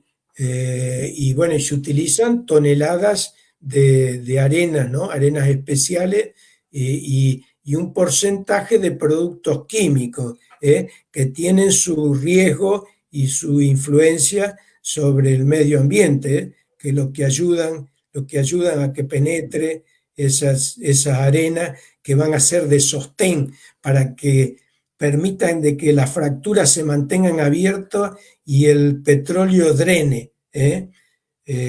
Bueno, buena parte, sí, sí, Francisco. No, no, Ah, no, creí no, que querías nada. decir algo. No, bueno, No, es muy importante eh, el tratamiento que se haga de esa agua de retorno, ¿no? Porque esa agua de retorno tiene muchos químicos y tiene elementos del subsuelo que también son contaminantes y, bueno, habría que reinyectarla prolijamente en algún nivel permeable que sea lo suficientemente profundo para las napas someras, las de agua, o que no se escape a la superficie. Bueno, eso es un problema y hay que controlarlo. El Estado debe controlarlo y bueno, no siempre se logra eso porque son más poderosas las petroleras que explotan estos recursos que los estados provinciales, por ejemplo. De hecho, nosotros consideramos que es así. No es fácil, que alguien muy poderoso, que alguien débil pueda controlar a alguien más poderoso. Bueno, cuestiones políticas ya. Nosotros vamos a tratar de ver lo técnico ahora. complicado, complicado es. Sí. Bueno, si hay cosas complicadas de política acá, Antonio hace una pregunta complicada. Bueno, No, no sé en, si la en la lees isla ahí. Malvinas En la isla Malvina hay cuencas y hay probada existencia de hidrocarburos en varias perforaciones, o sea que hay una riqueza de hidrocarburos. Es una situación conflictiva y bueno, y podemos elucubrar de que no se devuelve la isla Malvina en parte, aparte de ser un lugar muy estratégico para los ingleses, es porque hay recursos hidrocarburíferos, ¿no? Hay buena chance de que haya recursos hidrocarburíferos en la isla Malvinas, sin ninguna duda, ¿no? Así como los brasileros han encontrado tantos recursos de hidrocarburos en el mar y han desarrollado una industria poderosísima, los brasileros, pudiendo perforar en el mar, siendo los más evolucionados en perforar en el mar. Bueno, en las Malvinas podría haber y deberíamos, bueno, eh, explotarla, pero bueno, no tenemos la posesión, ¿no?, de eso. Estoy tratando de buscar algunas otras preguntas. Perdimos a Agnes, calculo que va a intentar reconectarse. Ajá. Acá tenemos un aporte, me parece que están intentando ahí sumar a la pregunta, una de las preguntas anteriores. Ah, ¿Sí? sí, sí, fenómeno. Están Claro, los Cecilia metros dice cúbicos. que se utiliza 1.500 metros cúbicos en promedio por fractura. No entiendo Y bien. después, Claro, por eso. y Hasta 50 a 70 fracturas por pozo. Claro, sí, esas son las etapas, supongo. Así que hay que multiplicar eso. Si yo entiendo bien, parece un poco mucho, pero es posible. La cantidad de agua que se utiliza es muy grande, ¿eh? No por nada se han desarrollado, entre otras cosas, los yacimientos más importantes, como Loma Campana, Loma La Lata, cerca de los lagos, ¿no? Que tienen acceso directo al agua, ¿eh? Bueno, es un dato, digamos. Se han desarrollado acá, en los puntos donde hay la infraestructura. acá preguntan cuál considera que puede ser el caudal de disminución de las de exploraciones. Bueno, la exploración anduvo con un ritmo importante mientras existía la YPF estatal. Yo me inicié ahí en los años 80 y duró hasta los años 90, 92, cuando se privatizó. Ahí empezó a disminuir la actividad exploratoria porque, bueno, había reservas importantes, ¿no? Nosotros teníamos reservas para 15 años de petróleo y 30 años de gas.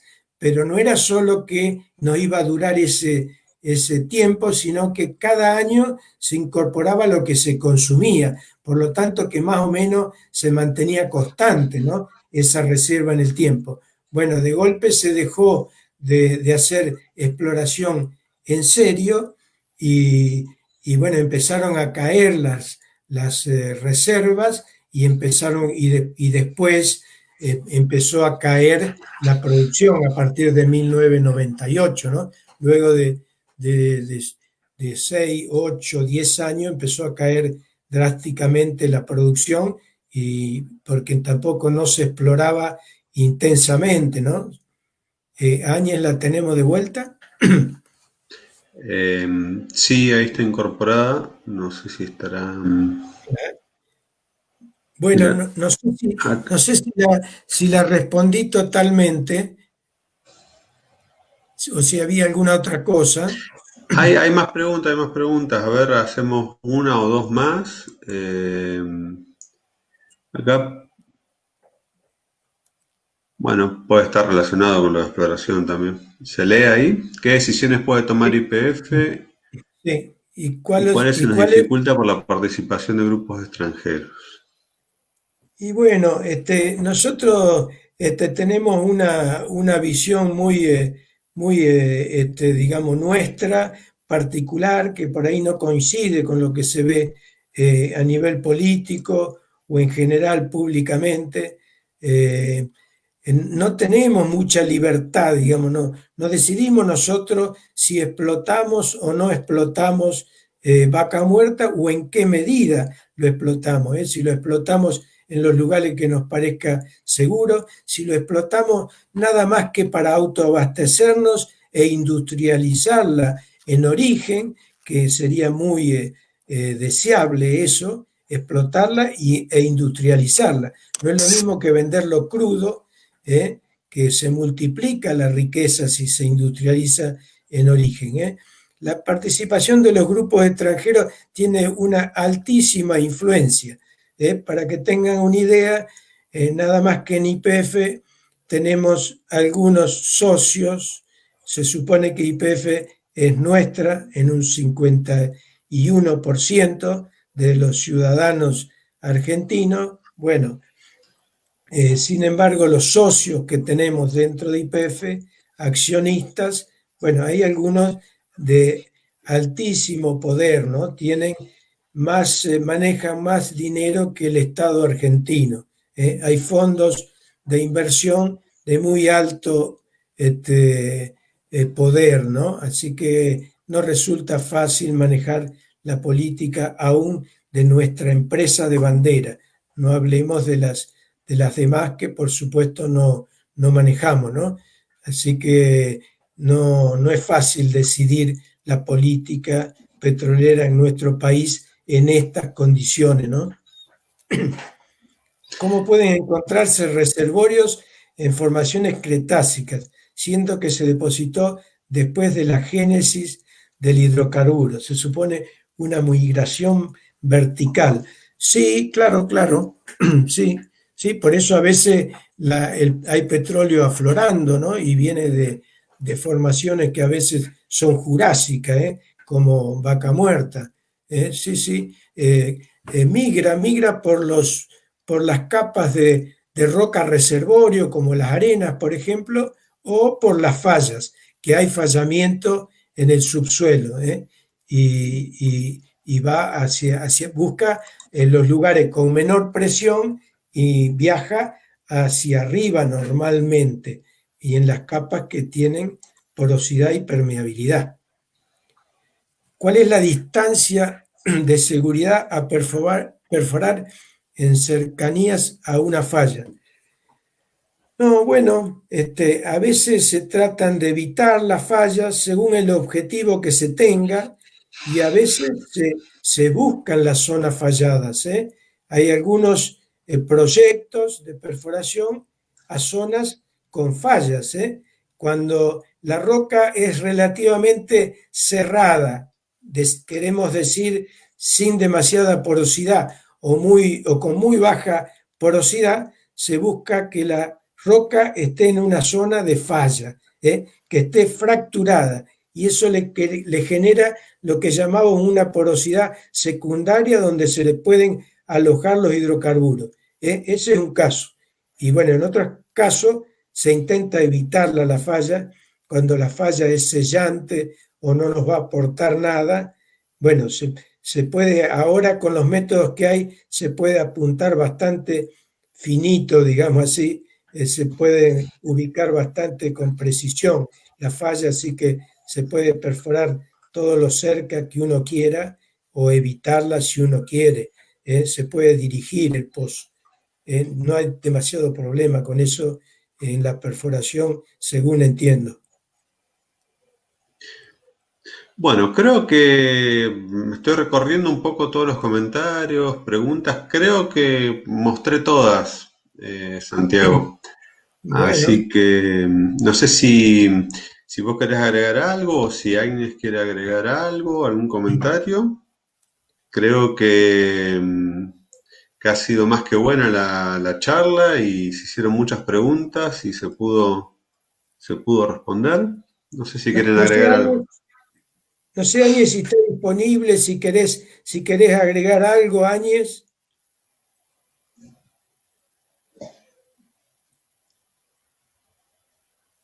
Por ahí no se puede conectar. Y tal vez algún problema. Yo por ahí podría, aprovechando si hay gente todavía y tiene ganas de escuchar, podría hacer una mención de cuáles serían las alternativas de esta explotación, ¿no? Porque hay modelos en el mundo que son muy distintos, ¿no? Bueno, nosotros hasta los años 90 teníamos la explotación total de los hidrocarburos y bueno, y se generaban muchísimas cosas, ¿eh? Con la renta petrolera se hacían, bueno, desde el material educativo, desde las rutas, desde se ayudaba con las represas, a la construcción de las represas, se utilizaba para muchas cosas la renta petrolera en las provincias, ¿no? Y hay ejemplos internacionales. En un extremo tenemos en Noruega, cómo se explota en Noruega la industria petrolera, la tiene Statoil o ¿cómo se llama la otra? Bueno, son dos empresas o dos nombres de la empresa del Estado, que sería la YPF Noruega, que se dedica y se ha dedicado por muchos años a explotar el petróleo. Y bueno, ellos tienen mucho petróleo y han logrado hacer un fondo de reserva relacionado a los fondos de pensiones de la población que llega a los no, a 1 billón de dólares. O sea, difícil, una magnitud difícil de dimensionar, pero para que tengan una idea, es 3 veces aproximadamente nuestra abultada deuda externa. Eso es lo que han logrado ellos acumular con la renta que le ha dejado la industria petrolera, pero explotándolo ellos mismos. Bueno, para eso les ha servido a ellos y ahora han tenido que vender con esto de la pandemia, para que tengan una idea de la utilidad que les ha dado esta reserva que ellos han logrado acumular. Vendieron el 4% y con eso consiguieron 40.000 millones de dólares que le va a servir para solventar los gastos de esta pandemia. Toda la crisis que han tenido la industria de ellos y la economía de ellos, la van a solventar utilizando nada más que un 4% de las reservas que le ha dejado el petróleo en, no sé, 50 años de explotación, pero lo han explotado ellos mismos y han ahorrado. Nosotros tenemos deudas, a pesar de haber explotado tanto petróleo. Bueno, y en otro extremo hay otros países como, bueno, Angola, no recuerdo ya otros, en la que la pobreza ha aumentado a niveles de, según Wikipedia, 70%, habiendo tenido inicialmente una pobreza del 30%. ¿Por qué? Porque no lo han explotado ellos. Lo han dejado en manos de otras empresas que tienen otros intereses, lógicamente. Los intereses nuestros, bueno, son los que teníamos cuando teníamos la YPF original. Ahora no logramos controlar nuestra YPF, porque los socios son muy poderosos. Así que, bueno, esta es una pelea. Pero las condiciones geológicas que hemos visto hoy están, existen, y todavía hay para buscar petróleo, si queremos seguir buscando petróleo. En el mar, en niveles más profundos, en la faja plegada que sería la cordillera, bueno, distintas. Y si nos ponemos de acuerdo, incluso en los no convencionales, esto como Vaca Muerta, que si se hace con prudencia, tal vez moderadamente y en alguna medida, si nos ponemos de acuerdo y logramos la licencia de la gente, podemos llegar a hacerlo si efectivamente lo necesitamos. Pero deberíamos considerar seriamente migrar a otras fuentes de energía alternativas, energías eólicas, solar, la hidráulica que conocemos muy bien, las de biomasa, se me están olvidando algunas, incluso la nuclear, si nos ponemos de acuerdo, utilizando la técnica que desarrollamos en Argentina con el uranio natural, que consideramos que es menos peligroso, incluso la nuclear. Porque el petróleo se va a terminar, el petróleo en algún momento se termina y bueno, y es muy contaminante, por supuesto. Bueno, no sé si alguien quiere preguntar algo más o terminamos. Creo que más o menos estamos. Yo vi en general más saludos, pero me pareció que no, me parece que no preguntas. ¿Sí? Muestro algunos de los saludos. Y no sé si Áñez, si estarás ahí, querés agregar algo. Estas dificultades por ahí técnicas de la tecnología. Bueno, Y si no, me alegra mucho los saludos de Cecilia, de gente amiga, conocida, parientes, eh, muy amable. Desde México saludan acá. Este, me alegra muchísimo que les haya gustado y espero que entre todos pongamos un granito de arena para que esto sea de utilidad para la sociedad y no para unos pocos. a ver, hay por ahí un último. No, estoy viendo en general son saludos. Bueno, acá hay un comentario por ahí distinto. Es un comentario, o no sé si es comentario o pregunta. La ley de hidrocarburos, pero no tengo claro, no veo que por ahí hay iniciativas, pero que no las conozco yo. Eh, por supuesto que deberíamos ir en esa dirección, ¿no? La propuesta de nuestro movimiento, no quiero comprometer acá a nadie que no sea del movimiento o de la facultad, es recuperar, ¿no? Lograr por lo menos tener el 100% de YPF para poder efectivamente manejarla, que las propuestas sean nuestras, que sean que representen el interés legítimo de la ciudadanía, digamos, del pueblo, ¿no?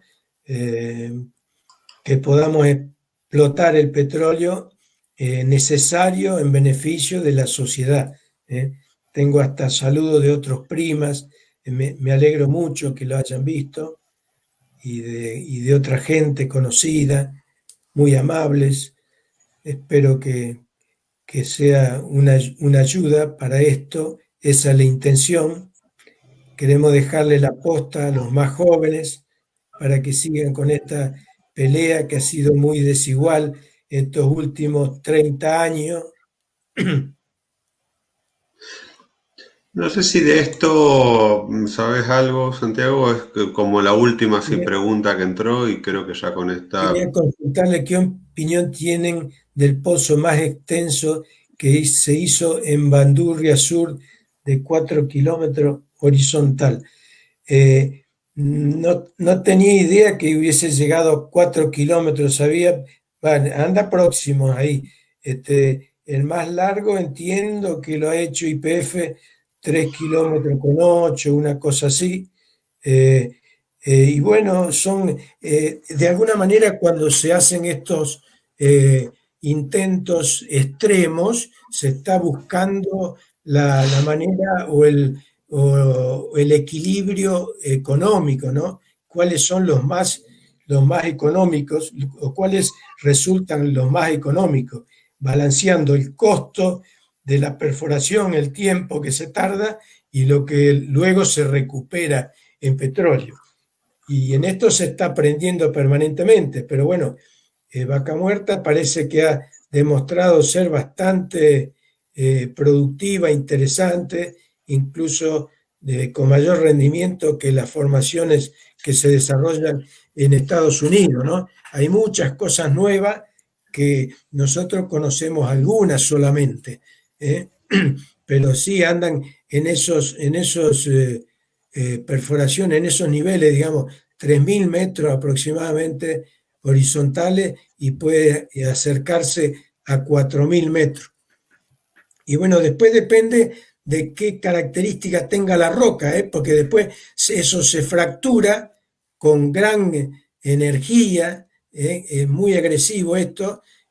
Fíjense que se está, y es otro tema aparte, discutiendo si tiene que ver los pequeños sismos que se están produciendo, algunos no tan pequeños, de grado 3 más o menos, de Richter, si tienen que ver con la inyección de esos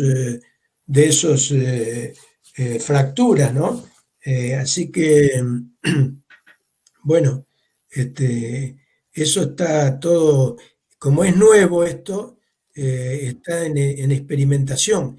YPF se ha gastado los primeros años, por lo menos 5 años, gastando mucha plata, y esa es la deuda que tiene ahora YPF, que tenemos los argentinos, de 8.500 millones de dólares, pesadísima, mucho más o bastante más de lo que vale la empresa, que tenemos que pagarlo, que la hemos gastado en experimentar en Vaca Muerta. Eso es una función que le han asignado a YPF, o se la han impuesto a YPF, mejor dicho, experimentar con Vaca Muerta. Los resultados son muy buenos, pero el costo es muy alto y lo vamos a tener que pagar entre todos.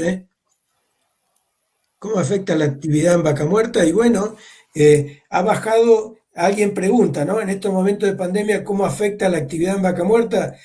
Ha bajado muchísimo la cantidad de equipos, ha bajado a cero en Vaca Muerta prácticamente. Ahora empiezan a reactivarse en estos días, empiezan a reactivarse. Había algo así como 20.000 o 17.000, depende de la gente que se cuente, puede haber bastante más, que estaba sin trabajar porque se bajaron los equipos. Puede haber habido más de 30 equipos y ahora hay unos pocos equipos que se están empezando a poner en actividad, así que ha bajado muchísimo la actividad en Vaca Muerta. Bueno, ahí se fueron agregando algunas preguntas que son las que te mostré, Santiago. Esa fue la última, de cómo afectaba la pandemia.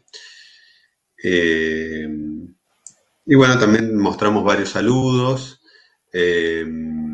Y por ahí estamos en condiciones de cerrar ya la charla, salvo que aparezca alguna última cosita, pero también has intentado responder varias de las preguntas que surgieron. Y bueno, muchas felicitaciones y saludos acá en los comentarios, y entiendo que la charla ha salido muy buena. Y bueno, volvemos a pasar el aviso que el viernes que viene nuestro compañero Antonio Colillán va a estar con otra charla, también digamos por parte del movimiento y también con el acompañamiento del Departamento de Geología y Petróleo. Y bueno, desde ya que quienes han estado hoy atentos y atentas, los invitamos a que el viernes que viene por ahí se puedan sumar nuevamente. No sé, si querés. Agradecemos a Cecilia Dufilo y a Áñez Impicini el acompañamiento.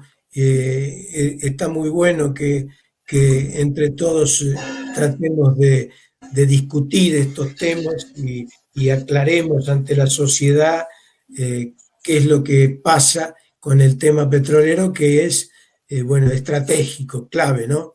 Bueno, y sigo recibiendo saludos de gente muy querida, conocida. Agradezco. Es un placer, primos, sobrinos.